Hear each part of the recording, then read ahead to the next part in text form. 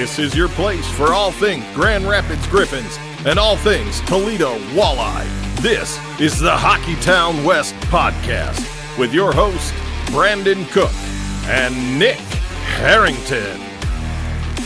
Welcome back to the Hockeytown West Podcast. I am one of your hosts, Brandon. And I'm Nick. And I'm excited right now, man. I just got home from the Griffins versus Texas Stars Wednesday evening game, and what a game it was. But before we dive into that, how are you doing today, sir? We could swear, right? Sure, if you want.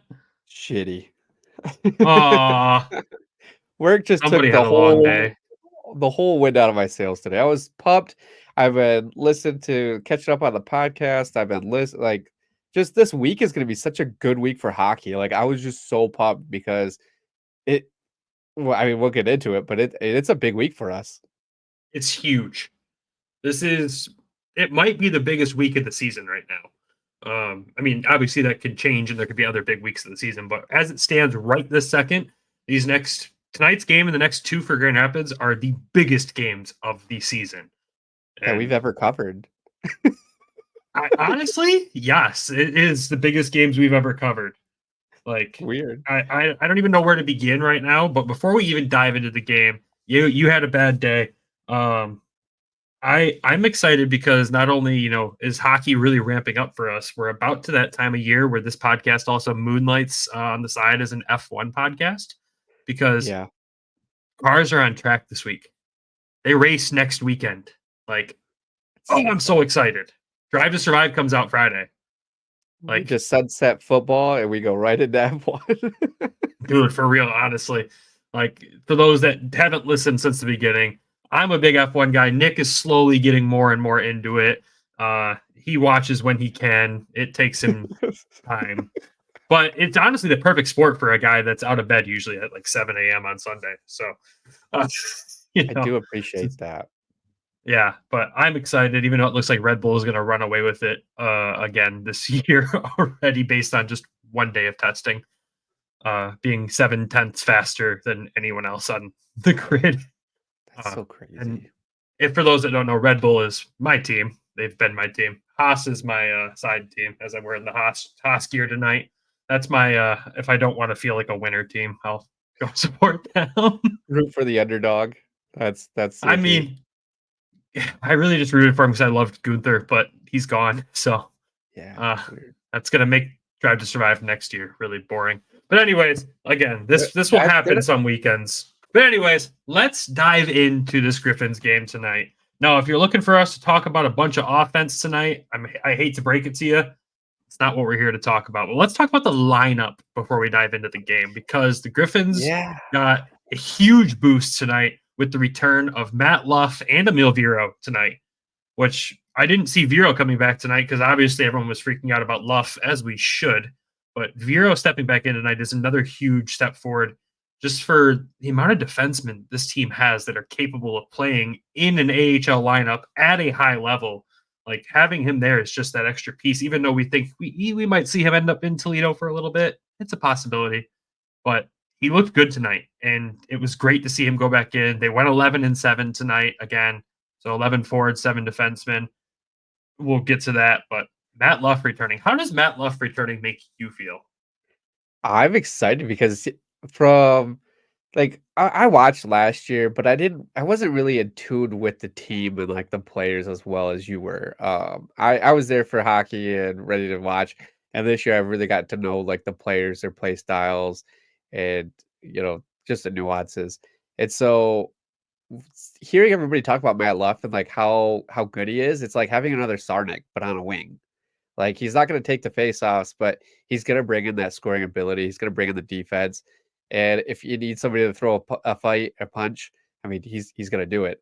So, which I saw a highlight tonight of that. So I was excited. I mean, it gives us more depth.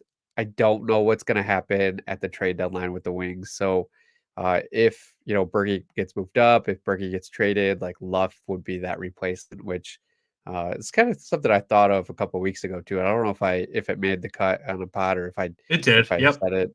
So seeing that, and he came in right away, first line, It got some minutes. I don't know. He was on the ice for the first goal, right? Yeah, he was +1 tonight, 2 shots on goal. He was with Zarnik and Hirose tonight, and like at first I was like, oh, first line, first night back, that's interesting. I thought they were going to ease him into this, but we got to remember he was cleared for contact like a month ago at this point. He's been practicing pretty hard, getting really familiar with everybody. And what I'll say, not diving in too much into the game, but he played very well tonight. His passing was extremely crisp with, the good relationship he already has on the ice with Zarnik and Hirose. Like, I see why Dan Watson made that move. And their passing was crisp. He was playing extremely aggressive, like you said, getting into the mix too.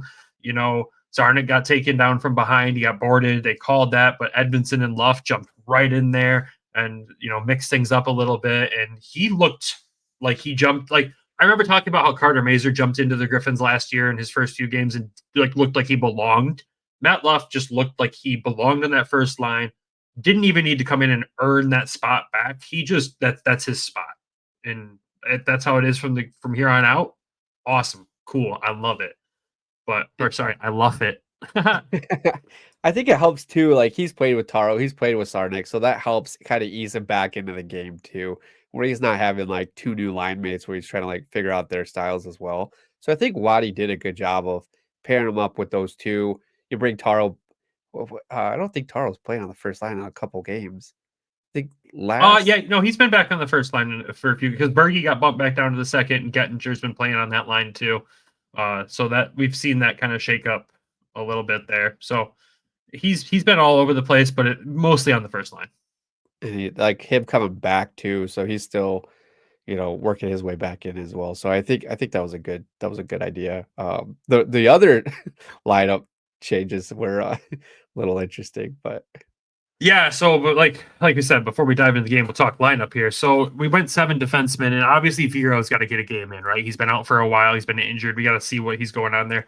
I feel like tonight was that game can he come in and make an impact, or do we send him to Toledo type game? But also at the same time, just so everyone's aware, there was like 10 different team scouts in the building tonight for Texas and Grand Rapids playing each other. So definitely some interest on both teams, because both teams have some incredibly talented players.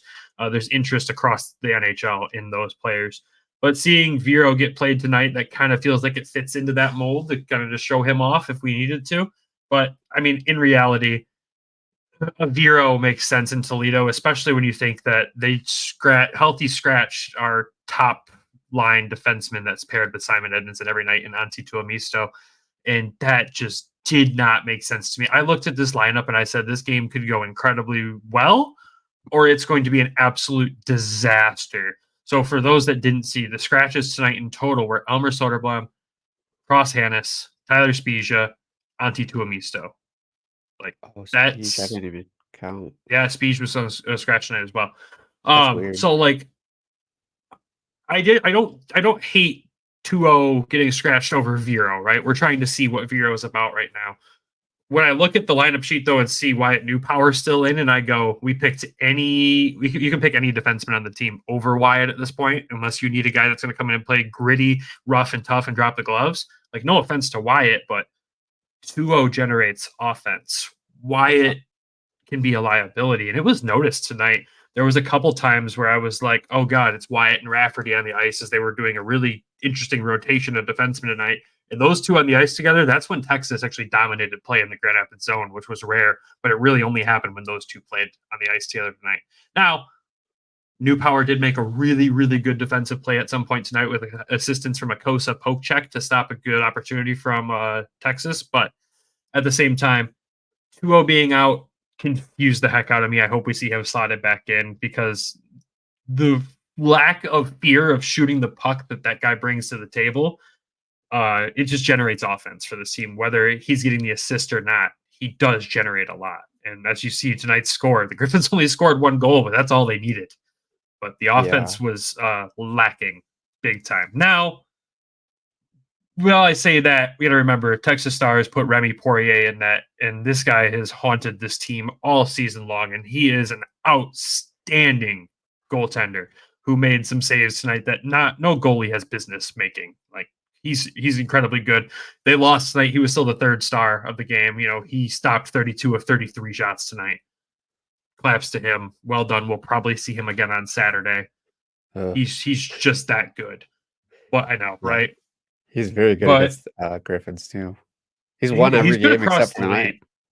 Yeah, this was his first loss against us tonight, which is wild. But after that goal, he was solid all night. So let's jump into it here. So the Griffins come out of this game in firing on all cylinders right away. 25 seconds in, Albert Johansson nets his 5th of the season, assisted by Zarnik. Fires it from the blue line, and it just goes right. It was beautiful. It wasn't a slap shot or anything. It was just a really powerful wrist shot that he labeled the corner with and put it in. And it happened right in front of me. I was super pumped. Like, I'm a big Albert Johansson guy. So seeing him get that goal to start it off, that's huge. That's awesome. He played extremely well tonight. He just continues to prove that he's ready. That's all I can continue to say about this kid is he's ready. But outside of that, man, that's the only goal that was scored tonight. Like, oh God, what do we talk about, right? Don't worry, we have plenty to talk about. Yeah, right? You got to talk about the big man himself, Sebastian Cossa. First AHL shutout against one of the best offensive teams in the American Hockey League. Like, let's start there. Goalies will get shutouts every once in a while, and you're like, oh, the team really helped him get that. Like, it was a team shutout and everything. No, Sebastian Cossa earned this freaking shutout tonight. Made incredible saves left and right. Played extremely well. Seeing the puck well. Just absolutely owned his crease tonight. Shutting down some of Texas's best players. I mean, there's a point where he literally poke checks the puck off of Maverick Bork's stick. Not many goalies get to do that.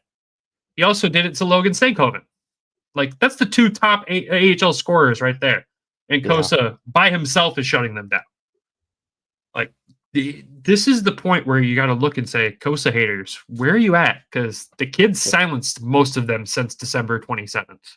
Yeah, they've been quiet. Yeah. Which is great. Bob pointed out, I don't remember the record Bob pointed out before the game, but he had a 2.11 goals against average going into tonight's game since December 27th, which was the first game back from the Christmas break. And obviously boosted that number way up with tonight's game, facing 28 shots and stopping all 28 of them. You know me. I love Sebastian Cossa. I will go to bat for him on Twitter or anywhere else anytime when people call him out. I mean, I've even teased at buying a Red Wings Cossa jersey because I believe in this kid enough. Seeing this shutout happen tonight, like, that was that moment where I'm like, he's arrived, right? We've talked about when's he going to take over the starter spot. Dan Watson doesn't really have that. I think at this point, though, he is the Griffins' 1A. He's the number 1 goaltender right now. Whether they continue to split for the rest of the season or not, he's the top dog in that right now. And I don't know if you agree with me or not. Oh, definitely. I mean, we saw this at Toledo last year, is that they split. Him and John Letherman split the whole time. When we looked at it this season, we didn't know who was going to come in and be that starter for Grand Rapids, right? The starter. And then we signed Michael Hutchinson like 2 weeks before the season, basically. And so, like, him coming in, we're like, okay, well, here's our starter. We're going to ease Cossa in. This is kind of the plan that we've seen, and that they've stuck with it the entire season. And I would say Hutch the last couple weeks has been shaky. I don't feel as confident when he's in net than when Cossa's in net. Complete. Like, Hutch has looked shaky. He looks, I don't know, nervous, but maybe he's burnt out. I don't know. He just looks off. So seeing Cossa really continue through, like, this is his first year in the AHL, first time against this opposition, and he's dialing it in. Like, his projection is the same as what it is in Toledo right now, continually going up after that Christmas break, and he turns it on. And so, like, these next couple of weeks of hockey are going to be so fantastic if he keeps this up. I don't think it's gonna drop. I think he's only gonna get better. So yeah, I 100% agree, and it should also be pointed out that after tonight's game, Sebastian Cossa, if you go to the AHL website, look at the top 20 goaltenders in the league for goals against. He's now 17th in the league, and he's also 20th in the league for save percentage. So when you go to the first page, the big man's right there. And that's like, think about beginning of the season, his first 10 games. It's terrible. Like, he didn't play bad by any means because the team in front of him was not figured out yet. Now that the team in front of him's figured out, look at what he's doing. Yeah. He's improved his overall numbers. I mean, he's got a 2.63 goals against average, which at one point I swear was 3.3 or higher. Yeah. And he's got a .909 save percentage, which I know at one point was a .85. Him and Hutch were back to back in the standings all season long, like 19-20 or 25-26. Like they were racing like really close. Shots, everything was very similar. Shots against, goals against, save percentage, everything was very close. And like, even if you remember, each night it was like 6 goals against or 4 goals against. So like that's really tapered down since Christmas. And now you see Cossa really, pulling away from Hutchinson. Yeah, I mean, you see Hutch in 27th in the league right now in goals against, in 38th in the league in save percentage. Like, Cossa has definitely separated himself there. And just because, people will make the comparison, Jesper Wallstedt, he's 28th in the league in goals against right now with a 2.79. And that doesn't count as NHL stint, right? That does not count as NHL stint. You are correct. So, I mean, Cossa has completely separated him. He's also 29th in the league for his goals against average. Save percentage. So Cossa has completely separated himself from the guy he's been compared to ever since the draft. And Cossa's in his first year in the AHL. This is Wallstedt's second. Yeah. That's what everyone needs to realize here. Is Stevie Y didn't whiff on this one. I think he absolutely knocked it out of the park. I think he made the right decision making that trade at this point. I know it's early to say that, but as things stand I know. As it stands right now, when you look at the trajectory and his development, like, he doesn't stop improving. You find a weak point in his game, the next game you watch him, that weak point's gotten slightly better every single time. He's changing and updating and making something better. He's an athletic freak, man. He will work and work and work until he gets to the level of perfection he wants. And I think we've got, again, we can speculate. I'm coming off of his first AHL shutout, but we've got something special in this kid. Like, it's true. And, whether that translates to the NHL or not, who knows? But at this moment right now, let us enjoy this. Like, this is goaltending we haven't seen in Grand Rapids in multiple years now. You got to remember, coming off the year of Victor Bratstrom and UC Okanora and Magnus Hellberg and Alex Nedeljkovic, which nothing against those two. They're both respectively doing very well with where they're at right now. Magnus is the number 1 starter in Wilkes-Barre, and Ned's doing incredible in Pittsburgh, even though the other night he said he was shit. But I don't know if you saw that or not. But, like, where we came from to where we are now, dude, like, this is wild to me. Do you think, like, thinking back on that, though, is like, do you think he's very comparable to what Nedeljkovic did for us last year? Like, he really did solidify that goalie position for us when Alex came in. Like, we knew, like, Bradshaw was not, and Okinora was already across the ocean. And then they kept kind of rotating out just different goalies every other night, I'd say, seemed like. So, but, like, you felt comfortable, you felt confident when Ned was in net. He really. And I feel extremely comfortable when I see Coase as the starter before I get to a game. Like, I know that he's going to give the guys a chance to win the game. And, look at tonight. They didn't generate on the offensive side by any means. We scored 25 seconds in, and we didn't do anything else the rest of the night. We'll talk about in a second. But at the same time, he gave the boys a chance to win. There was that game against the Rockford Ice Hogs during the snowstorm, right? Cossa gave them a chance to win that night, and the boys absolutely just fell on their face in front of them. Like, it's to the point where I'm confident we have at least a goaltender or two that can steal games, which when you're in a division like we are, where it's so tight, unless you're the Milwaukee Admirals, stealing games is crucial. Yeah. We joked going into this 3-game stretch. What do we want to see? And you're like, can we win all 3? And I'm like, maybe. And, I joked and I said 1-1-1, right? We got the hardest one out of the way tonight. What? We got the win. We got the win out of the way tonight. If we lose one, we lose one. Between the next game against Texas or Milwaukee, we lose one, right? If we do. And then an overtime loss or shootout there would be the other one. So we got the hardest one. We got the win out of the way first game. Like anything else we do, as long as there's a point coming out of it, we're doing the right thing. I'm like, I think the hardest game is going to be Sunday, but no, we got the hardest stat out of the way. Yes. Yeah. Sunday is going to be the hardest game for sure. But beating the team that you were trailing in the division by one point tonight, who's just a ridiculously talented team, beating them. If you split the series with them, it's not the it's not the end of the world, right? Right. Yeah. Because they're a game ahead of us too. They have a game on hand on us. So yeah. So we got one less game than them. This point was like to get a win tonight was huge. If we could get another, like that is ginormous. Like it really is. And the crowd will be rocking on Saturday. It'll probably be a close to sellout crowd. Like we're at that point now where people have been put on notice that the Griffins are doing Griffin things right now. We're doing the right things. We're doing good things. And we got some sick jerseys coming on Saturday night. I saw them in person tonight. Ooh.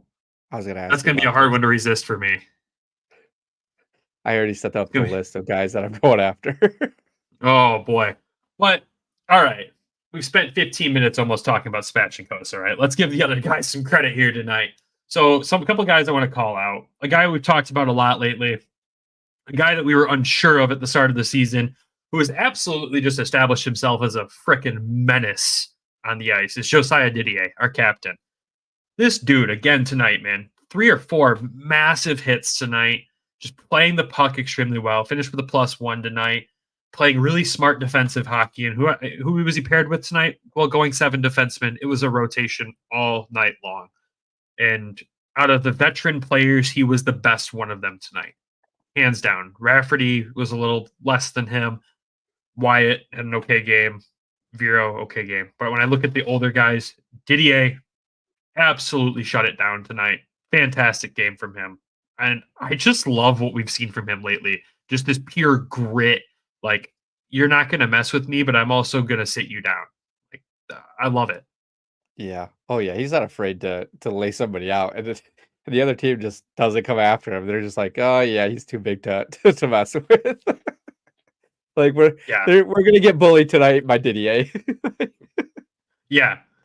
And, another thing when I looked at the lineup, too, we questioned it both. We saw Carter Mazer bump to the 4th line with Amadeus. Like, it was just those two on that line, obviously, because we're down a forward. I understood it after watching the gameplay, where those two just rotated through the lineup with everybody else all night long. They were either together with one other guy. There was a point in time, it was Amadeus, Carter, and Berge, and I'm like, this is incredible. I love every second of this. And how was stuff that like that? Bad in the face-off, but great in everything else. I'll get there.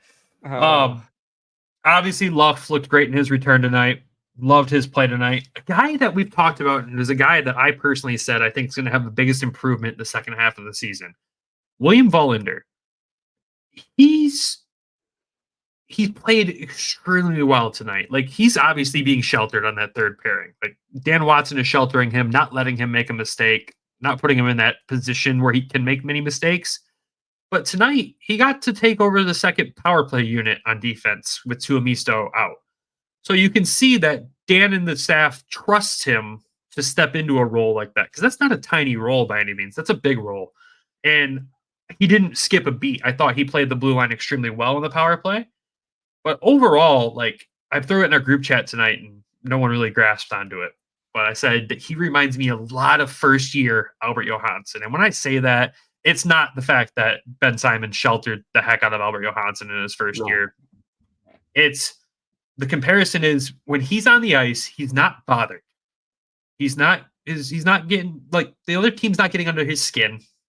He's just like Albert in that fact where he's getting pushed around. He doesn't give a shit. Like, he's just going to let you do it. But at the same time, when he's in front of the net playing his position, he's calm, he's very smart with the puck, and he's able to shut a lot of things down. And I know you threw some clips out in the game against Rockford with him in it, just showing, like, his skill there. In literally every game now, I just see him getting better and better. Like, defenseman is hard to see improvement game by game, but I'm seeing it with him. Yeah. I really think you're onto something there is that he is a lot like Albert that first year. And it's not I wouldn't I don't know if I would say he's a number one defenseman right now, but I could definitely see him and 2 being on the top line next year if Albert and Simon leave, kind of thing. Like if they get moved up or trade, whatever. I want them here. Don't take that the wrong way. But I think Vollinder has more of an upside offensively than Albert does. But I think he does. He is more of a shutdown defenseman. So his development has been interesting. I think he is another year or two out, possibly from getting into the wings based off of the log jam that we have ahead of us. I mean, we'll see what happens more with the trade deadline coming up. But yeah, I mean, he plays defensively sound. You're never like looking at it like, what the heck? He's very like he's like a ghost out there. Like you don't know he's out there until till the puck's in the back of the net, and it's like, who, what, where? Because it was on that Flying Toasters game is when he scored that. We're like, wait, what? Yeah, that was Vollinder, and we saw that at practice. We're like, good to see it at a game now. Like to see that continually going. I know he did score tonight, but for him to continually step up and progress, that's huge. I mean, not every prospect's going to make it to the NHL. Like Steve's not going to hit on everybody, but he's looking good right now. I'll tell you that. Like I've been going through the draft years, so I'm like, man, like I don't know what he's going to do with all these people, but Vollinder, yeah, like it's good to be not noticeable. As a defenseman, as a forward, you need to be noticeable. You need to be, forechecking. You need to be putting it back in the net. So, what I don't know if you have stats up for the team right now, but like, what is he sitting at right now? So, for stats right now, I should point out one that he hasn't missed a game this season. He's played all 44. That's huge. When you're on defense in a team that's rotating a lot of 11 and 7 and moving guys around a lot, seeing that you are like there for every game, it is huge. 3 goals, 8 assists for 11 points, and a +4. I mean, for a guy that's on the second line in his first year. No, third. He's on the third pairing in his first year. Yeah. Like, this is his first year in North America. Like, if you go pull up Albert's historical stats, he's on pace to do the same exact dang thing. If not a little better, because he's on the plus side, because the Griffins team last year that Albert played on was atrocious. So, like, I mean, he's granted it's, and never mind. Can I tell you something funny? What's that? He's got more points than Tuomisto, which makes sense because Tuo was out for a little bit. Tuo's only got 25 games. Yeah, 25 games. Cross Annis. Josiah Didier, which, okay. New Power, McIsaac, Viro. I mean, he's got more points than Michael Hutchinson, too. Like, we got to talk about that. No, I'm kidding. Yeah, Hutchinson's got to be stepping up in the offensive end, but... Yeah, he's got an assist. He's great defensively. No, I mean, William Vollinder is one to watch out for. I know we've listened to a lot of other Red Wings podcasts. Everyone they're talking about, guys to throw in there as like a prospect in a good trade. The return would have to be pretty freaking good for me to throw in a Tuomisto or a Vollinder at this point, because there's a lot of upside there at this point. If you're giving them away for nothing or just an okay player, you've lost me at that point, because like you said, when Simon and Albert are gone, that's your top 2 defensemen right there. And if they have to do that for the next 2 seasons, well, you also get guys like Shai Buium, and who knows, Sandy Pellica comes in here, maybe, unless he goes straight to Detroit. Like, you're going to have this influx of other guys behind them that are going to play that third pairing or second pairing role that these younger guys have over the past couple seasons, paired with a veteran. And we're going to just see this endless cycle right now of defensemen developing in the right way in Grand Rapids. And that's exciting. Yeah, I think the biggest thing, too, is like, you and I both listen to the Other Wings podcast, and I see a lot of like, we listen to it, but we also watch both teams. We watch a lot of Griffins. We watch a lot of Red Wings. And I think, and I could be completely wrong on this, but I think Steve Yzerman is looking at just like we are. Like, we're seeing that as an organizational thing. So like to trade these guys, you're leaving a huge hole in Grand Rapids right now. Like you don't have that next guy to step up right now. So I think that's where a lot of times like you and I we listen and we're like, why would they do that? Like because they're only focused on the one team. And I think you really have to look at both teams and how the development goes for all of these people coming in. Like I looked at the last 5 drafts. Steve Eisenman drafted 51 players. Now, insane. They're not all coming here. Like no, we've already lost like 3 of them.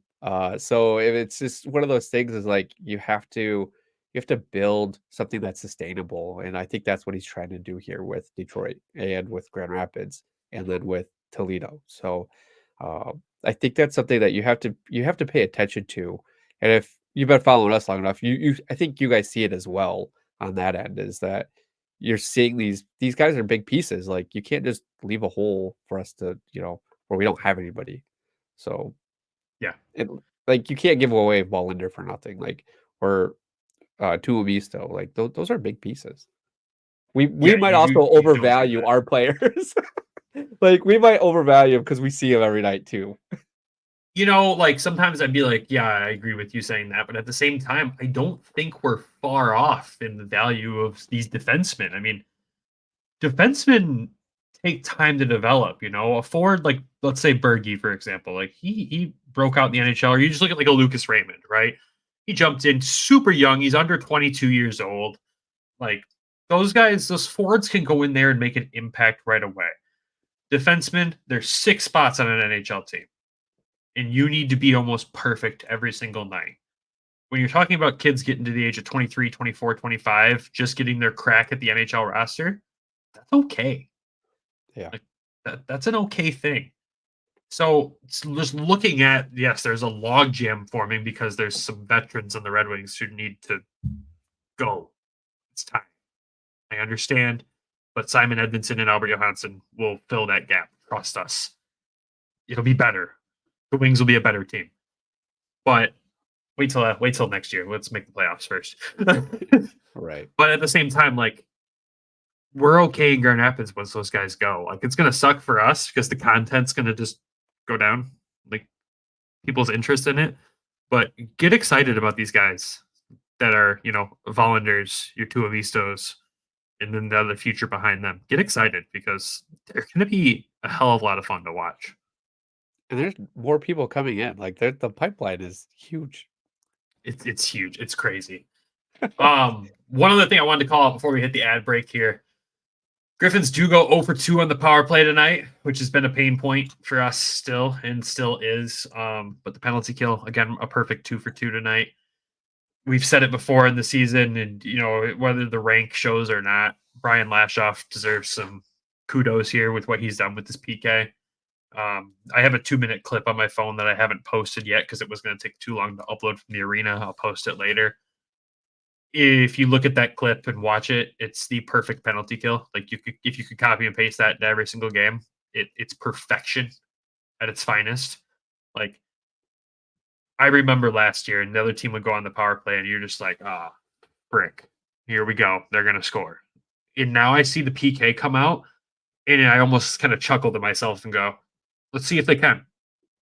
It's not they're going to score. It's a bet you won't kind of situation. And God, lately it's been so good. It's been so good. Everyone's contributing on it too, across the board. High up in the lineup and even the guys down in the 3rd and 4th lines. Everybody is contributing in it. And I think that's what Lash and the rest of the coaching staff has realized, that if you utilize the entire lineup like that, it's going to pay off way better. And the chemistry, the chemistry of this team is just so darn good right now. Vibes are good. It's can you tell? I'm excited. I haven't shut up about this game. The penalty kill also translates to like the last 3 minutes. So I got home with literally 3 minutes left in the game, and I'm like, do I even bother? We're up 1-0. Do I? If I turn it on and we get scored on, I'm jinxing this, and I did not want to do that. But they pulled a goalie with like 3 minutes left, and so like they're up a guy, the whole team had to contribute to keep that puck out of the net. That's a 3-minute penalty kill. Like in my books, that's the 3-minute penalty kill. It sucked that we weren't able to capitalize on the empty net like 3 or 4 times there, but I think that has been a struggle, and it is something that I want to see worked on and practice a little bit more, is shooting on the empty net, because it's been an issue the last 3 games. I'm not gonna lie. Shine's had 2 chances in each game. Like, I don't know what it is, but penalty kill has been looking good. Yeah, I mean, just overall to wrap this game to go in the ad break. I mean, yes, they only scored 1 goal. Yes, Sebastian Cossa gets a shutout. Amazing, love it. But the Griffins as a team shut down a Texas team who was second in the division. was. And then had that has 2 players that have both played every single game this season for that team, which is 47 games. It has 57 and 55 points on the year. And the Griffins kept them off the score sheet. That right there is the best feeling I think I've had all season. Like, this is the best I've felt after a game. Knowing that we turn around and play the same dang team on Saturday.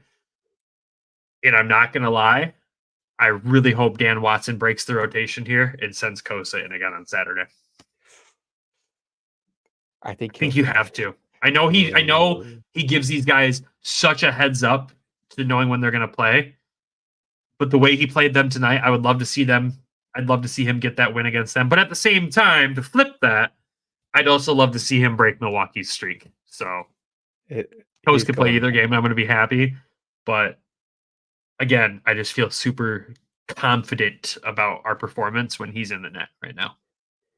Yeah, I think you see him Sunday. I think you get a different goalie. Yeah. But Texas has a weird schedule. So they've got they play. Did they play Friday? They play Friday. They play Friday in Rockford, and then they come back to Grand Rapids for Saturday's game. So they've got a weird schedule there. So I mean, it could benefit us.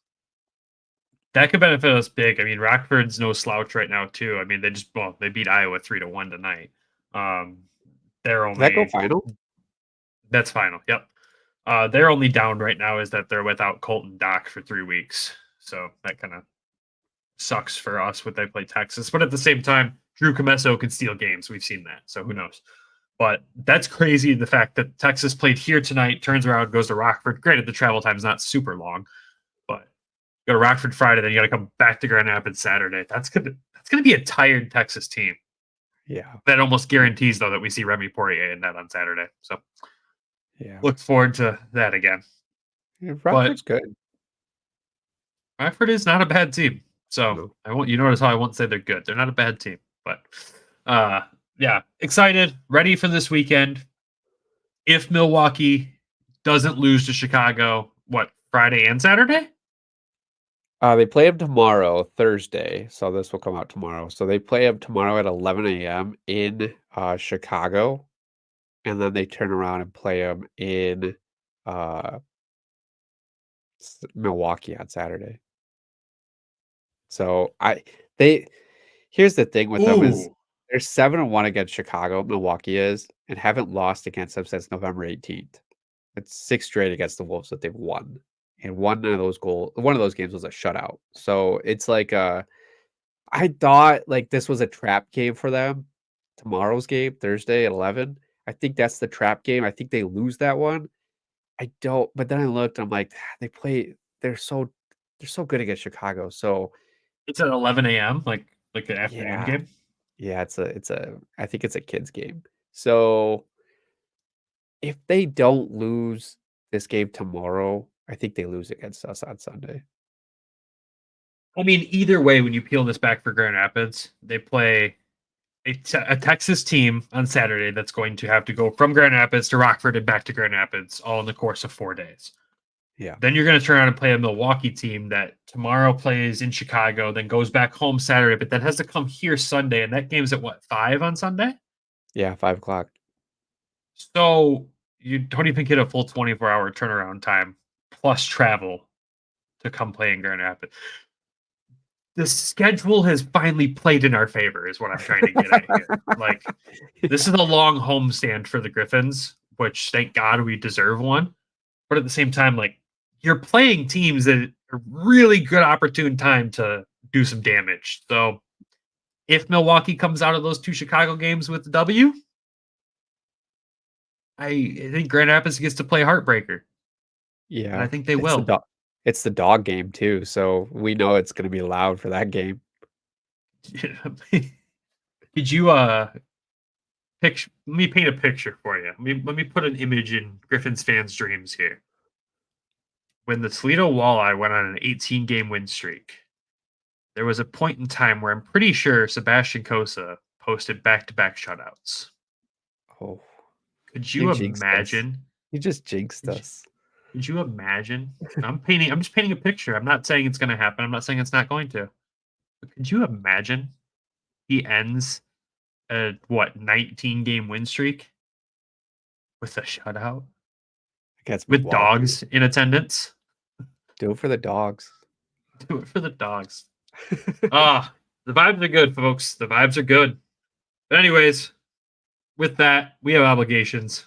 Let's send it over to DraftKings. And then let's talk about Toledo Walleye, because this will be another week where the episode is complete emotional whiplash for everybody listening. I want to keep my clothes on this time, though. Yeah, please. Thank God. Nick, go read the ad and keep your clothes on. Thanks.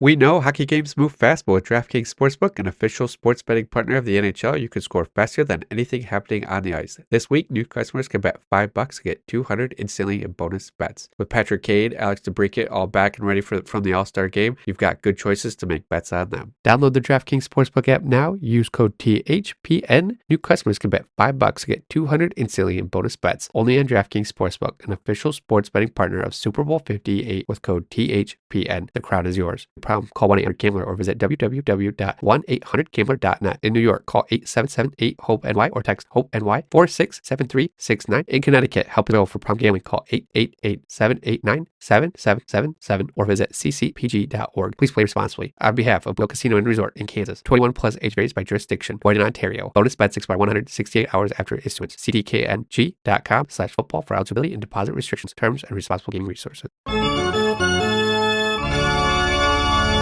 Welcome back. All right, it's time for our new favorite segment, Toledo Thursdays, and this one is going to be an interesting one. So, Toledo Walleye played 2 games this past weekend. They played in Cincinnati on Friday, then in Kalamazoo on Saturday, and I was fortunate enough to move things around and have a great partner to cover the Griffins game Saturday night that allowed me to go to Kalamazoo and see the Walleye in person for the second time this season.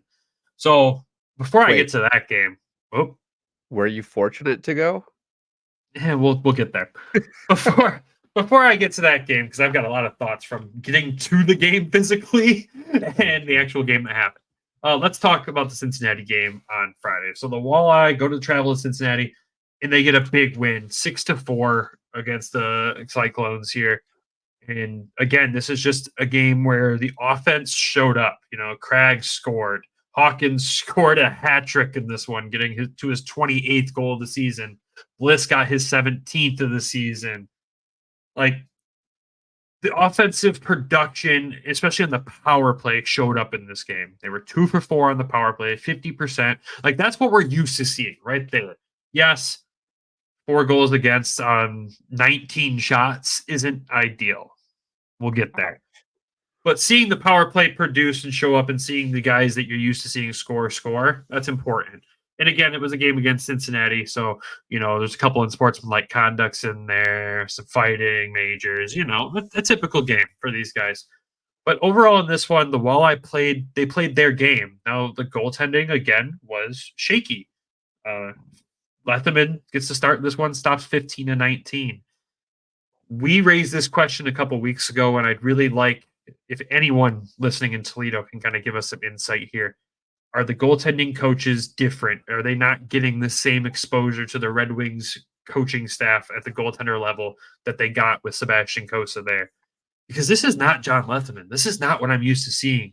I'm used to seeing just incredible goaltending from him. This is weird, right? Yeah, like what? Like they're still playing the same system. So, like, what else has changed? It's not like they've lost a bunch of people. right? From on the defensive side. If anything, they gained people from Grand Rapids that got sent down. So not on the defensive side, but yeah. I mean, if you think about it from a Griffins level, yeah, it's Bliss, it's Doucette. I mean, he started there, and then it's Riley and Riley Sawchuk. Still forwards. But defensively, yeah, you didn't get anything from Grand Rapids. I don't know if the defensive talent on this team is the underlying problem, which we'll get to when we talk about Kalamazoo. But there's definite question marks around the goaltending, especially when it comes to John Letherman at this point. And I hate saying that because if there was a goaltender I really appreciated last season outside of Coase, it was John Letherman. Like, he was able to come into Grand Rapids and play big minutes and make big saves here when he needed to. And obviously he was the ECHL goaltender of the year last year. But how do you go from that to this? I don't understand. I mean, he's got 24 games played this season. He's got a 3.13 goals against and a .883 save percentage. Like, it's not pretty. Like, the goals against are just over 3, so that's not the worst. But if your offense isn't contributing, that's not good. You can't have a goaltender that lets in 3 every night if the offense isn't contributing every night. And that's also an inconsistency the Walleye have suddenly too. Like, we've gone week over week talking about this team just going, it's okay, everything's okay, the sky's not falling. And I'm not going to say the sky's falling, but I see your concerns, Walleye fans. Like, especially after watching them in person, I see the concerns. So, I mean, outside of that Cincinnati game, there's not much more to really talk about with that. They got the win, which is huge. That's good. It didn't go to overtime or a shootout or anything like that. They just went in there and got the win. Power play performed. It is what it is. They put up 30 shots on goal. That's good. But I think we got to transition to the Kalamazoo game because this is going to be where we have a lot more to talk about. One, just being there in person. I can really, really understand the frustrations of the Walleye fans. But before I get into that, let me talk about the experience of getting to a freaking Kalamazoo K-Wings game. Because what a shit show. Oh, my God. So I brought my sister. She came out to the Firebirds game with us last season when we did the Detroit doubleheader. Slowly get her more and more into hockey. She has a good time when she goes to games. She's always fun to go with. So last minute, hey, let's pick up tickets and go to Kalamazoo. She was down. Picked her up at 5, and we headed straight to Kalamazoo. 5 o'clock leaving from Grand Rapids to Kalamazoo, which is a 45-minute drive. That's plenty of time, right? Nope, we weren't in our seats till 10 minutes after puck drop. Oh. Because we got... The Walleye were in town. That's why. So I'll lead with this. It was a sellout for Kalamazoo, which is great to see. I love seeing the K-Wings sellout games. That's awesome. Like, good for them. Love that. It was Harry Potter night. They had some pretty cool Harry Potter jerseys. The colors were a little off. Yeah, I got a Harry Potter night in. You're jealous now. I wish you had told me. That's why I didn't tell you. I hate you. Because I needed someone to cover the game because cell phone signal in the Wings Event Center does not work. It just doesn't work. You can't post anything from there. But anyways, we rolled up on this traffic jam off the ramp at, I think I got down there just before 6. Made really good time. Get down there, and like I said again, we were not in our seats until 10 minutes after puck drop. Like, we sat on the ramp to get off the highway for an hour almost. Like, first of all, whoever decided to put a roundabout off of the exit of I-94, you can jump off a cliff. Like, that was terrible. Terrible. And then, like, there's one road into that arena, except for the back entrance. Like, if you're coming off the highway, there's one road, one single lane into that arena. Absolute nightmare. I know there's talks of them getting a new barn in downtown Kalamazoo, which I think it's probably the best. Awesome for them, because that's an absolute disaster to get to. I can't wait for that. That'll be fun because people can say what they want about it. But I'm like 90% sure that's correct. I mean, people can say what they want about the K-Wings because, you know, they don't have the history of being like a top tier ECHL team by any means. Their fans love their dang team. The chants in that arena are strong. They do a great job of keeping themselves in the game and keeping it super loud. But what I love is a game between them and the Walleye because, man, do the Toledo Walleye fans travel well. And I was fortunate enough that I picked the right section, and I ended up in the corner where the Walleye fans just absolutely take over. And yes, it's a small barn, but at the same time, to see the Walleye fans take up an entire 2 to 3 sections of a corner, like, my applause to those Walleye fans. It was great. I loved sitting with them. They were so much fun. Everybody was so nice to talk to. Like, thank you for just making me feel like a part of the fan base truly. Like, that was a cool experience, especially being at a road game. Like, you get that. We got that when we went to Toledo. Like, we felt like we belonged there.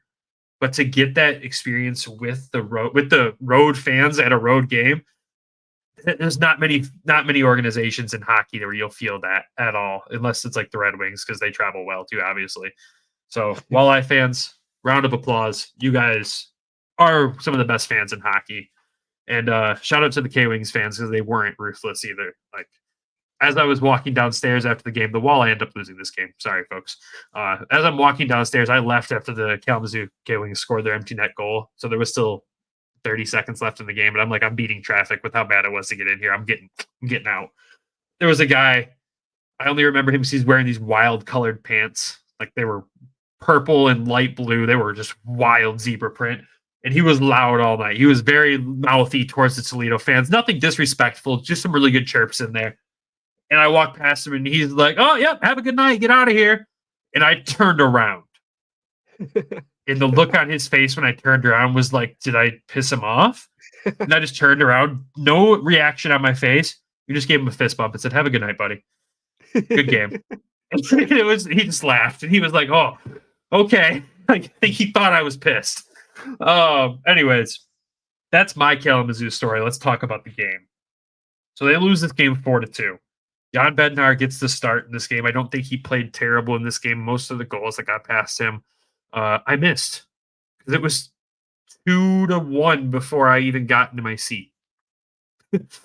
That sucked. But from what I saw on replays, most of the goals weren't his fault. It was just really bad defensive breakdowns in front of him.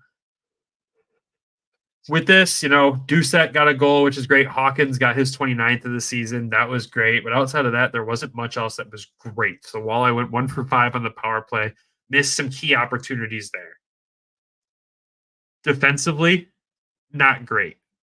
But what I really wanted to pay attention to was watching how they played in the first, to how they played in the second, to how they played in the third. What adjustments were made by the coaching staff and by the team to challenge this Kalamazoo team that this team has sucked against this season? Like, they cannot beat Kalamazoo. And I finally understood what every Walleye fan that's ever commented on our Walleye posts and said the coaching staff doesn't adjust. They don't adjust. Zero adjustments. The same things that aren't working, they just kept doing them. The same plays in the power play, they just kept doing them. Pat Mickish and the coaching staff making zero adjustments in this game, in a divisional game where you're on a downward trend right now, even though you're the top dog. Like, what? I understood it all. Like, I saw the light. I understand Walleye fans. It's bad. It's really bad. That's like, sorry. As you were talking, I'm looking. I'm gonna let you get a word in so I can breathe here a second. So I'm looking at the stats too, because you're talking about Lethbridge from last year to this year, and I'm like, well, is it just him? But no, like, Bednar's stats aren't much better. I mean, I'm like, well, maybe they're riding Letherman a little bit more. Nope, 24 games for Leth, 23 for Bednar.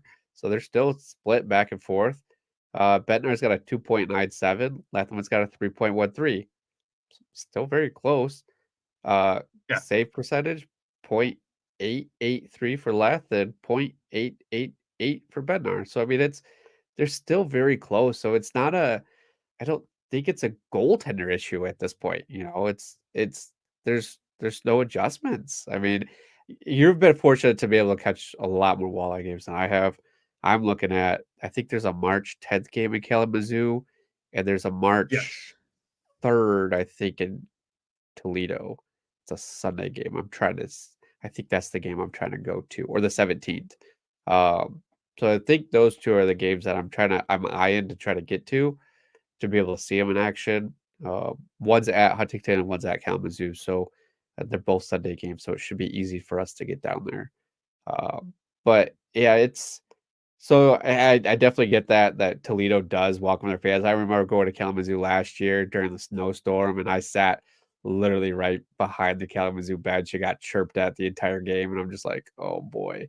I was wearing my green Bear jersey, so people knew I was there for Grand Rapids and more for Cossa for anything. But I did move to that section because they are wild and crazy, and I loved it. And they I started a couple conversations with a couple people that I've been following, so it's good. And that barn it's old. There is like two ways in and out of that whole place. And I did look to see Kalamazoo did approve a $300 million land buy for that arena. So things are changing and it's going to be different. So I'm excited to see how that looks compared to what the Van Andel looks like in Huntington Center. But that barn's a little weird, just the way their concessions are, and it's just different. It's not bad, it's not good, it's different, I guess. It gives you the small town hockey team vibes, like through and through, man. Like, and that's what it is in reality. But like seeing them get approval for something like that, like again, they're not part of the Red Wings organization, but they're a Michigan hockey team, right? Like, Yeah. if they're not playing the Walleye, I don't want to see them not succeed. I want to see them do well. Their fans are fun. Yes, they have some really good chirps in there, and they know how to get people riled up. And yeah, after a few drinks, some of them might say too much. But hey, which hockey fan doesn't do that? I'm not guilty of that. I don't know what you're talking about. But at the same time, man, like it is a fun environment, and it is cool for us too. Because yeah, driving to the Huntington Center, it's a 3-hour drive for us, and being able to catch the Walleye with a 45-minute drive down to Kalamazoo, that's so much easier for us. And fortunately for us, they play each other a lot. Unfortunately for the Walleye, they can't beat them. This year, it's been tough. And it's just weird too. Is like, there's no like, I don't know what the series stats are for the between the two, but I think Toledo's probably only won one game, maybe two, against Kalamazoo. So it's surprising to me that Pat Mickish continuously does the same things over and over against the same team. Like there's no adjustments. Like Texas has had our number this year, but you see, we come out, we change up the lineup for Grand Rapids, and we come away with a 1-0 win. Like I'd be interested to see if this carries over to for Saturday's game too with the Griffins. But like Pat's got to do something. It's adjustments. He's gotta coach better. I'm starting to not have the warm fuzzies with this coaching hire. I'm not either. And so like when I look at this big picture, right? Like we talked the goalie coaching. Like there's a concern there. If I'm looking at the staff overall and statistics, how the current goalie coach on this team hasn't been canned yet, beyond me. If you took the number one goalie in the ECHL and turned around the next season, and he's one of the bottom goaltenders, that's a problem. Now, is that all in the goaltending? Who knows? That could be more on the defensive side. Again, we don't get to watch every game. I can only go by statistics. But from what I saw in that game, yeah, defensive breakdowns. Like last year, there was a lot of odd man rushes that the Walleye gave up under Dan Watson. It was kind of his thing. We understood that. But the goaltending usually rose to the occasion. And there's a lot of times we see a ton of breakaway highlights get shown by the Walleye on Twitter, and it's these goaltenders making big breakaway saves. They know how to stop those. The goals that they're letting in are a lot of just piss poor defensive coverage. So at that point, you look at who's coaching the defense on that side. That's a question mark there too. I mean, it sounds shocking to say this, but especially with a team, they're number one in the Central, they're third in the Western Conference. But I don't think Pat Mickish and his staff are the right guys for the job at this point. And I know Walleye fans have been saying that all season, and we're like, it's okay, guy. Yeah. I'm sorry. I apologize. We see it now. I get it. I feel bad. Like, that's not how this should be. It's no coincidence that they go through a rough stretch. Dan Watson takes one visit to Toledo. They turn around and win 2 Sunday games 9-1 after that happens. And then we're right back to where we were before that. Like, there's something there. And when I look at the players on the ice too, like the Walleye had a swagger about them last year. Oh, yeah. They didn't give an F who you were. They were going to play you as hard as possible. They never got pushed around. Kalamazoo bullied them. Oh. Like, if this was a Walleye podcast exclusively, this would be the episode. We got bullied.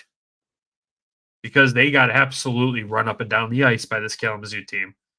Nobody stood up for themselves. Nobody stood up for each other. And there was no energy. There was no swagger about any of them besides Brandon Hawkins, because he's Brandon freaking Hawkins. Like, the puck on his stick, his shot is ridiculous. Like, give him the keys to the city at this point. Like, he's ridiculous.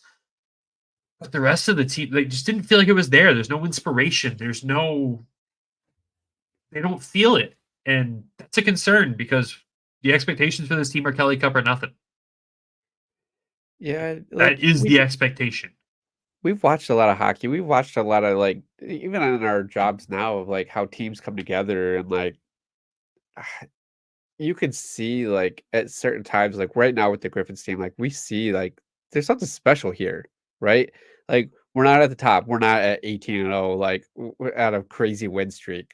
But we could tell that this team is gritty. It's gonna be able to go far in the playoffs. And like, you're just not seeing that with this Toledo team. Like, they're not coming together. They're not gelling. They're not, like, kind of like Florida last year in the playoffs, the Florida Panthers. Like, they gelled at the right time, and it wasn't pretty all season, but they came together at the end and was able to get all the way to the finals, which was like crazy. The way they had to get in was pretty crazy too, with a couple points here or there from Pittsburgh. But you just don't see that with this Toledo team. Like, they're not coming together. They're not gelling. It's not like they're working up towards something. It's just flat.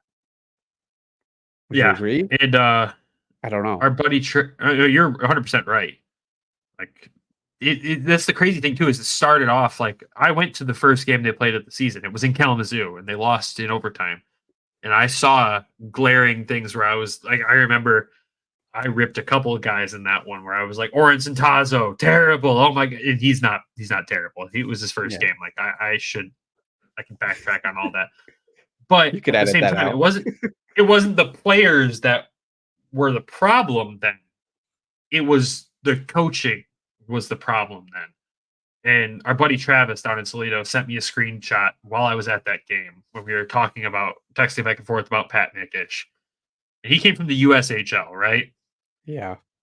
So I want to read through to you since 2014 in the ECHL to his last season there, where his team finished in the playoffs. Are you ready? Yep.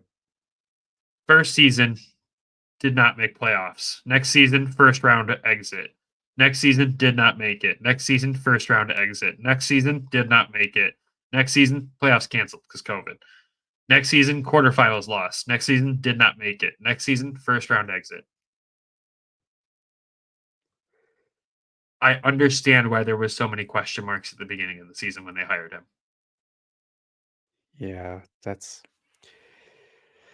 And I hate because I feel like I'm just dogging in on this coach right now. Like, after seeing them in person for 2 games and just watching the games on TV, like, I'm just dogging on this coach. But the Toledo fan base knows what to expect. Like, they know their team. And this isn't just one person's feedback. This is everybody's. Like, everybody feels the same way. There's a lot of question marks around this coach. But at the same point, you saw this team at 2 different points in the season, and you saw the same thing. Like, a loss at Kalamazoo. No, but like you've seen it was the same performance on the ice too. It looked identical. It looked freaking identical. Just Kalamazoo's got their stuff together now and didn't get beat. Which, like, we've been watching the Griffins, and you've seen different games at different points. Like, this isn't right now is not the same team what we saw in the beginning of the season. Not even close. Like, they're 2 different spectrums. But this Walleye team has been consistently, and they've just outskilled their opponents to get to that point. Would you say that's probably a fair statement? Yeah, I would say that is 100% a fair statement. You got to think too, when I saw them at the start of the season, they didn't have 2 of their leading scorers on the frickin' team. They were in Grand Rapids. Trenton Bliss is 2nd in scoring on the team. Riley Sawchuk is 9th on the team in scoring. Those two guys started in Grand Rapids this season and went to Toledo after that. They've each got what? Bliss has got 43 games out of 47. Riley's got 33. Those two guys went in there and they're performing at an extremely high level. And the team still can't beat Kalamazoo. That's a freaking problem. And going into this weekend, too, Matt Anderson, their second best defenseman in scoring, and arguably their best defenseman on the defensive side of the puck, got loaned to Toronto. So he's playing with the Marlies, and the Walleye don't have him, as they come into this weekend playing a team that they've never played before, with Maine coming to town for 2 games. And they got Fort Wayne on Sunday. So you're down your best defenseman when you defensively suck right now. And you've got a team you've never played before coming in, and then Fort Wayne. Yeah. Toledo fans are praying they wake up on Friday and see Grand Rapids Griffins have reassigned Cross Hannes and Eemil Viro to the Toledo Walleye. At this point, that's what they're going to sleep each night saying they hope happens when they wake up. Because they need it. And from our perspective, if things are going to stay the way they are in Grand Rapids without those two in the lineup, we would love to see them there because we know they'll make an impact and make a positive impact on this team. Inject some juice into that team down there. Yeah, it feels like Ben Simon is coaching the Toledo Walleye. How we felt for the entire existence of our podcast during the last season is exactly how every Walleye fan feels right now. And what we used to do last year was talk about the Griffins and then talk about the Walleye to make ourselves feel positive. It's flip-flopped suddenly. And I don't like that. That's why I put a lot of Griffins references in here. Walleye fans, man, we just feel bad. But at least Pat Mickish is winning. Last year was not. It was bad. It was real bad. He's winning games for sure, but you can't just count on your offense to continue to outscore the opposition. This team can do it.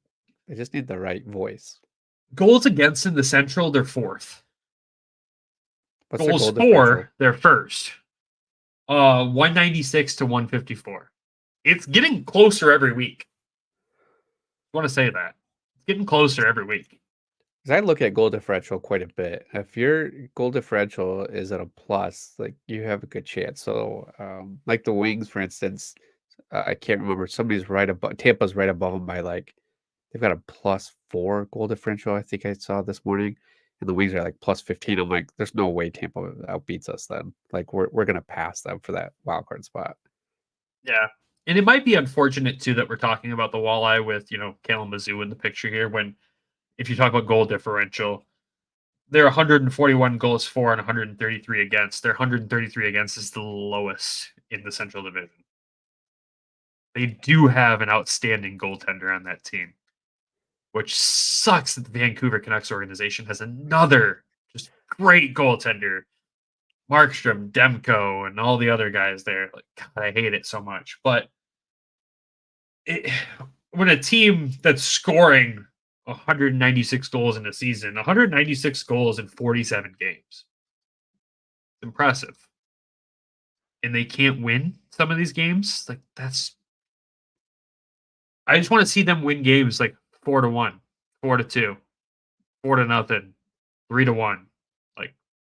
You're not going to see that in the East Coast, buddy. Oh, we did last year. That's the thing. Is they won games like that. If they don't score 5 or more, they're not winning, it feels like. That's not good. I don't know. I could go on. Toledo fans, let us know in the comments what you think. What's your opinion? But just know that after listening to us week over week going, the sky's not falling, we apologize. We see where you're coming from. We get it. And we'll go to more. We'll be at some more games hopefully here in the future. Like you said, there's another Kalamazoo one in Kalamazoo. That is on a Sunday. And then we are eyeing one in Toledo we just got to figure that out. We'll announce when we're coming down there, because if you listen in there and you want to meet us, we'd love to meet you too. Because again, I always feel adopted by this franchise whenever I'm around it. Like, it just, we don't live in Toledo. We only support, we started supporting this team just because it was part of the pipeline. And now I will go to a team in my home state. I'll go to their barn and wear that Walleye jersey every time, because this team's fun. The organization's fun, and the fans are some of the best in hockey. So we don't like much from Ohio, but we like you. I like two things in Ohio. It's the Walleye and Cedar Point. Kings Island comes in as a baby. So, and Michigan beating Ohio State. God, I love that. That's what wakes me up in the morning. Anything else you want to add on Toledo before we wrap up with a couple questions and then call this an episode?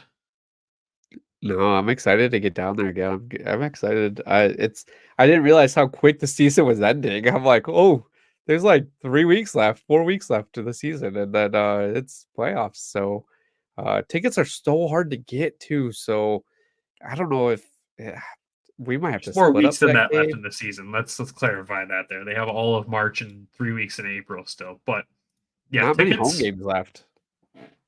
No, they do play a lot on the road, which is also a concern. Yeah. But tickets, yeah.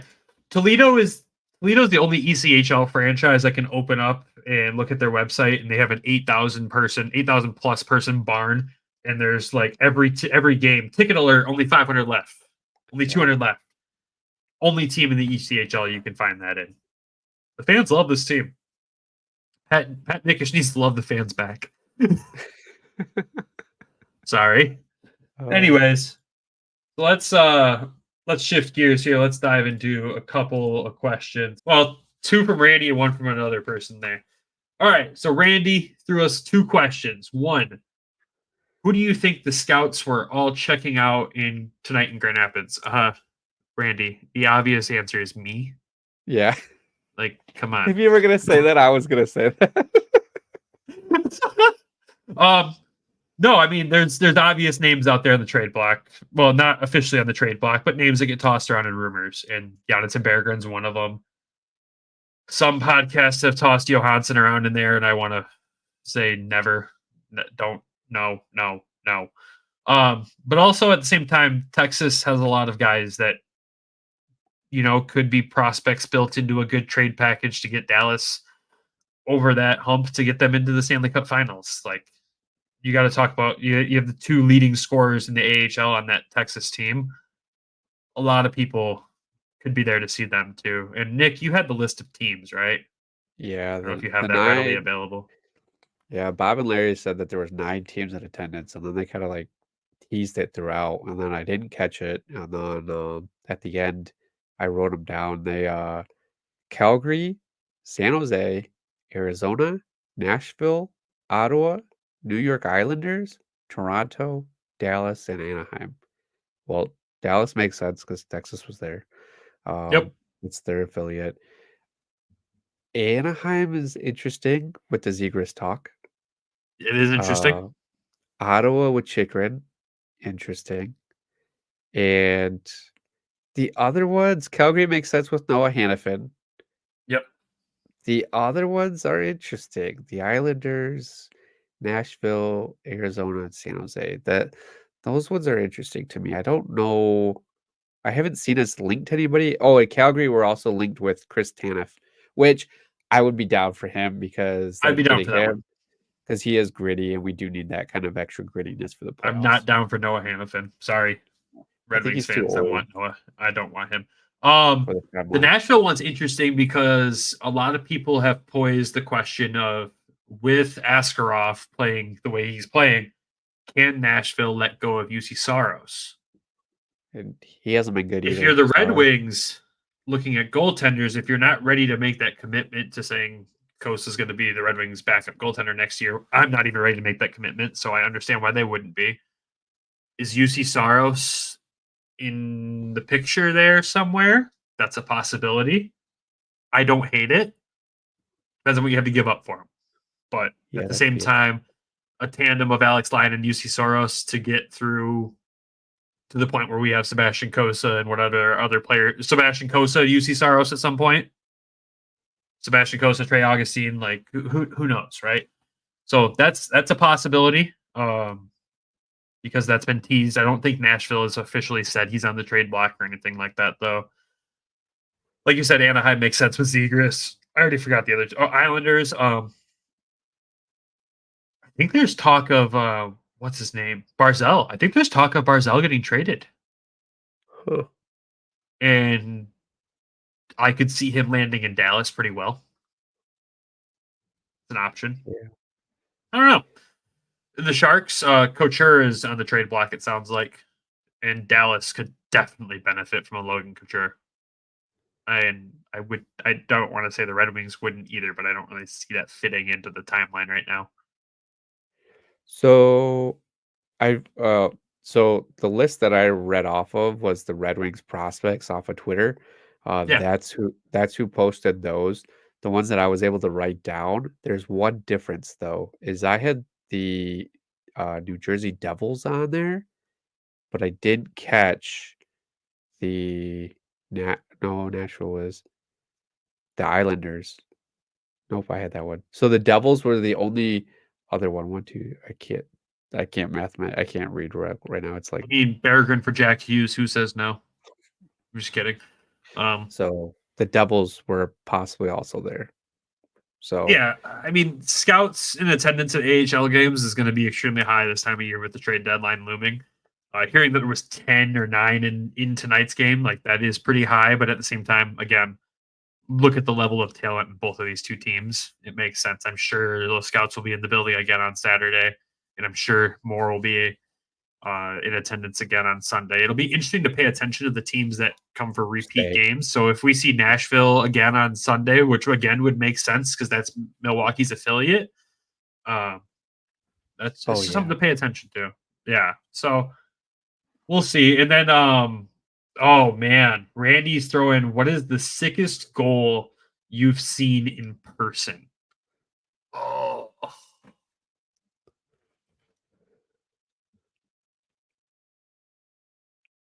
Randy, I need more prep for this question. In person, sickest goal. Am I wrong to say the Bergie empty netter against Belleville? No. That's probably the safest answer at the moment since it is almost midnight. Yeah, that's probably what I'm gonna have to go with because I haven't seen a goalie goal. I haven't seen that either. I'm gonna say Dylan Larkin's first Griffins goal in the small stint he played in Grand Rapids. I don't remember the goal well. I just remember being very excited about it. He played here? I thought he went straight to the show. He got a stint in the playoffs 1 year after college. We did not win the cup that year, but he got a stint, and we got knocked out by the Utica Comets at that point, who had Jacob frickin' Markstrom as their goaltender, and he stole every single game that Utica played against Grand Rapids. I hate him for that. Yeah, that I've seen a lot of goals in person. Not to sound arrogant about that one, but we go to a lot of hockey games. Yeah, I actually thought of one. So when Marian Hossa was with the Wings, I got to see his first goal. I don't know. I can't remember if it was preseason or not, if it was regular season, but I got to see one of Hossa's goals as a Red Wings, and I thought that was pretty cool. Like, it wasn't like a crazy stick move or like goal or anything like that, but I think that was like it's a good milestone goal or something that I'll remember for a while. Yeah, and I definitely thinking at the NHL level, when we went to see the Wings play Philadelphia on a random Sunday, and Mo Seider ripped one from the point and did his celebration of just like, what? Yeah, I'm that guy. That's the celebrations is always what I remember for some reason. The memories will drift. The celly, I always remember. A good celly gets me. It gets me every time. That's one of the toughest questions I've ever been asked. I'm gonna think about that one over the next week. So thanks, Randy. Appreciate that. Yeah, we might update later. Yeah. Ethan Hansen might be a tough one to answer, but you guys have been keeping up with Sandin Pellikka. According to his stats, it seems he's slowed down, or was he maybe hurt or something? So he was injured for a good chunk of time. He just recently came back in. His first game was putting up numbers. Again, like a defenseman's production is not always going to be there. It's about what he does when he produces. What is he doing in that moment? How is he producing? I'm not concerned about his consistency or anything. That injury, do you remember what the injury was? I believe it was a shoulder. But being a defenseman, a shoulder injury is a what to come back from. I think they're always shoulder injuries. That's fair as well. That's who knows. But with Axel, I mean, we do share his highlights, but at the same time, we don't follow every single game he plays and everything like that. We try to stay up to date because there is a reality that we could see him in Grand Rapids, but I think we're both trying to emotionally cope with the fact that he might not. And once we figure out how to emotionally cope with that, we'll let you guys know. I don't know. Can you imagine what one of his jerseys is going to go for at auction? Oh my God. Yeah, it'll be higher than Simon's for sure. I'm surprised we haven't seen some big numbers. I'm surprised we haven't seen any that's gone for like $2,000 this year. So you real quick, you looked up what the injury was just to make sure we're factually correct. So what did you find? So the hockey is weird with injuries until you get to the NHL or after the Stanley Cup Finals. So everything is very hush hush, upper body, lower body, mental, whatever. So they say that he had an upper body injury and he's in a plaster cast. I thought it was an injury, a shoulder injury is what I thought he had. But he only missed, they said like a few months was the initial expectation, and he only missed like 3 or 4 weeks. Like he came back pretty fast. So I'm hoping it's not something that they rushed him back. I haven't been able to keep up with his stats right now just because it's not somebody that I see us having. Like you said, like I don't know if he'll be here next year. He might be in Detroit. He might still go back to Sweden. But over this summer, we're gonna kind of go through the draft years and kind of pick out go through the players and kind of give you guys more of an update, so you know what's coming up for the who we can pay attention to. Because we have a lot of prospects out in Sweden. We have a lot of prospects in college, or a few, and then we have a few that are who knows where they went.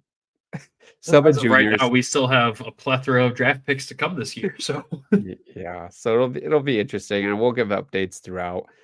Because we're not going to really focus. I don't think we're going to focus much on like draft picks of who were draft profiles like the Wings do, like the Wings podcast do. I think it's more of like who do we have that's coming in that can make a difference for us in the coming season or in 2 seasons. So, and how do they kind of fit with the team? So. Yeah, that'll be our focus for sure. And just to backtrack a little, like thinking a plaster cast usually means no joke of an injury. So for him to come back from that relatively quick, it's something to watch out for. Hopefully nothing was rushed, and hopefully he's good to go. But at the same time, don't judge his production too much on that. If you're going to look at a player's production right now, go watch Nate Danielson because he's absolutely freaking tearing it up in Portland. Oh my God. And they've clinched a playoff berth as well. So he will be in the WHL playoffs, which is exactly why that trade was so crucial to Portland, because he's going to go play important games on a team at a high level. So thank God. I'm excited for that.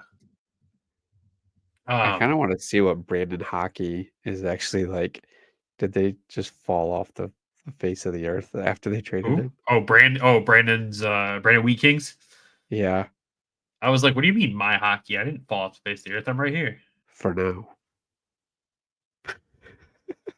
Terrifying. All right, so that's all the questions we had this week. Thanks you guys for asking those questions to us. Appreciate it there. Anytime we want questions for the episodes, we always throw it out on Twitter there. We'll try to throw it out in a few more apps too going forward, so everyone can answer or ask questions they want answered. But with that, Nick, do you have anything else you want to add to this Thursday episode? Big week. We got to get some points, keep the point streak alive. I'm excited for Saturday. Excited to see these jerseys. Oh, and also the Sana jerseys. I don't know how you pronounce it, but those are sick, and we might touch more about this on the next episode. Yeah, we'll touch more on that Sana Red Wings collab there. I have some thoughts on that. But yeah, no, big games coming up. So the Griffins take on the Texas Stars again at home on Saturday for their sensory game.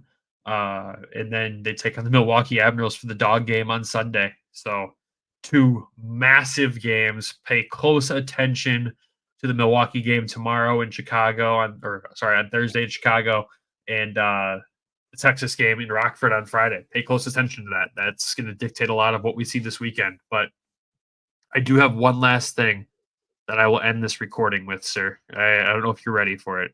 So what I will end this for our YouTube viewers is Sebastian Cossa's first shutout in the AHL photo. Because look at the frickin' pad setup. It looks like lizard skin, bro. It's odd. The reason I wanted to pull this picture up, because obviously that's a comment that someone else made. Sebastian Cossa is going to have one of the most impressive playoff beards out of any player in the AHL. I'm already going to claim that right now. He's going to have a monster beard that sticks through the bottom of that mask. I feel it coming. I might shave mine right before the playoffs and let it grow throughout. Well, folks, when the playoffs start, we'll be off video for a couple weeks while Nick grows his back. I won't make you guys all witness that. I'll just keep a still frame photo of him with a beard up there. You don't want to see it without. He looks 12. But anyways, nothing else from you? Nope. Perfect. Well, that wraps up this Thursday episode of the Hockeytown West Podcast. A little bit of a long one for being a Thursday episode. We had a lot to talk about. So appreciate everyone for tuning in. Shout out to Everything Hockey, our fantastic sponsor. Head over to everythinghockey.com. Grab yourself a hoodie or t-shirt or whatever. Use code WEST, W-E-S-T. Get 10% off your order. Do you have to make sure I spelled West right? Oh, thanks, buddy. Thanks. Appreciate you. It's getting late. Shout out to the Hockey Podcast Network for being amazing partner. Shout out to DraftKings for also being fantastic sponsors. Head over to DraftKings, use code THPN. And with that, that's all I've got for this Thursday episode. Go Griffins, go Red Wings, go Walleye. Get yourselves together. And we will talk to y'all, hopefully, in amazing moods on Monday. Love you. Bye.